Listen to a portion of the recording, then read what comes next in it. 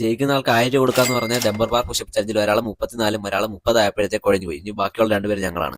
കാണുന്നവർ അത്ര ഈസി അല്ലെങ്കിലും ഡംബർ ബാർ പുഷപ്പ് ചലഞ്ചിൽ കുറച്ച് സ്ട്രഗിൾ ചെയ്താൽ മാത്രമേ ജയിക്കാൻ പറ്റത്തുള്ളൂ. നോർമലി ഒരാൾക്ക് പുഷപ്പ് അടിക്കുന്ന പോലെ ഇത് അടിക്കാൻ കുറച്ച് പാടാണ്. പിന്നെ ജിമ്മിലൊക്കെ വരുന്നവർക്ക് പിന്നെയും കുറച്ചും കൂടെ അടിക്കാൻ പറ്റും.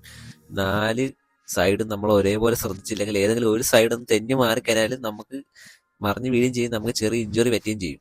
ജിമ്മിലെ ട്രെയിനർ കൂടെ ആയതുകൊണ്ട് അത്യാവശ്യം നല്ലോണം ചെയ്യുന്നുണ്ട്. ഏറ്റവും കൂടുതൽ അടിച്ചത് 34 34ലും മണ്ടയ്ക്ക് അടിച്ചാലേ ഇവൻ ജയിക്കത്തുള്ളൂ. അടുത്തത് വരാൻ പോലെ ഞാനാണ്. എത്ര അടിക്കും നമുക്ക് നോക്കാം. പിന്നെ ജിമ്മിലെ ട്രെയിനറും കൂടെ ആയതുകൊണ്ട് കുറച്ചും കൂടെ സ്റ്റാമിനയും സ്ട്രെങ്തും കാണും ഇവന്.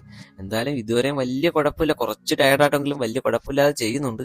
പക്ഷെ അവസാന നിമിഷം ആവറായി വന്നപ്പോഴത്തേക്ക് കുറച്ച് കുഴഞ്ഞു. 29 ആയപ്പോഴത്തെ അവനും കുഴഞ്ഞു. അടുത്തായിട്ട് പുഷപ്പ് അടിക്കുന്ന ഞാനാണ്. എനിക്ക് എന്തായാലും ഒരു വാശി എന്ന് വെച്ചാൽ എന്തായാലും 30 മണ്ടയ്ക്ക് അടിക്കണം. എന്തായാലും നോർമൽ പുഷപ്പിൽ എന്തായാലും 30-40 അടിക്കാനുള്ള ഇതൊക്കെ ഉണ്ട്. പക്ഷെ ഈ ഡമ്പൽ ഇത് പിടിച്ചിരിക്കുമ്പോൾ എവിടെങ്കിലും സ്ലിപ്പായി കഴിഞ്ഞാൽ നമ്മളുടെ കയ്യിൽ നിന്ന് പോവുകയും ചെയ്യും, നമ്മളൊന്ന് മറിഞ്ഞ് വീഴുകയും ചെയ്യും. എന്നാലും കുറച്ച് ഞാൻ ഒന്ന് ശ്രദ്ധിച്ച് അടിക്കുന്നുണ്ട്. മാക്സിമം വലുതായിട്ട് ടയർഡ് ആവുന്നില്ല. പക്ഷെ ഇത് എവിടെങ്കിലും കാലോ കയ്യോ സ്ലിപ്പാവുമോ എന്നൊരു പേടിയുണ്ട്. എന്നാലും എന്നെ കൊണ്ട് കഴിയുന്ന മാക്സിമം ഞാൻ ചെയ്യും. ഇതുവരെ വലിയ കുഴപ്പമില്ലാതെ പോകുന്നുണ്ട്. പക്ഷെ എന്നാൽ തന്നെ നമ്മുടെ കയ്യിലും കാലിലും ചെറിയൊരു ഇതുണ്ട്. നമ്മൾ കൈയും കാലും വലിയ ബാലൻസ് ഇല്ലാതാണ് നിൽക്കുന്നത്. നമ്മൾ ഈ ഡമ്പലിനകത്താണ് കൂടുതൽ ബാലൻസ് കൊടുക്കുന്നത്. അവസാന നിമിഷം 6 ആയപ്പോഴത്തെ ഞാനും കുറേയൊക്കെ കുഴഞ്ഞു. എന്തായാലും 40 അടിച്ചാലേ ജയിക്കാൻ പറ്റത്തുള്ളൂ. അതുകൊണ്ട് എങ്ങനെയെങ്കിലും 40 അടിക്കണമെന്ന് മാക്സിമം ഞാൻ നോക്കുന്നുണ്ട്.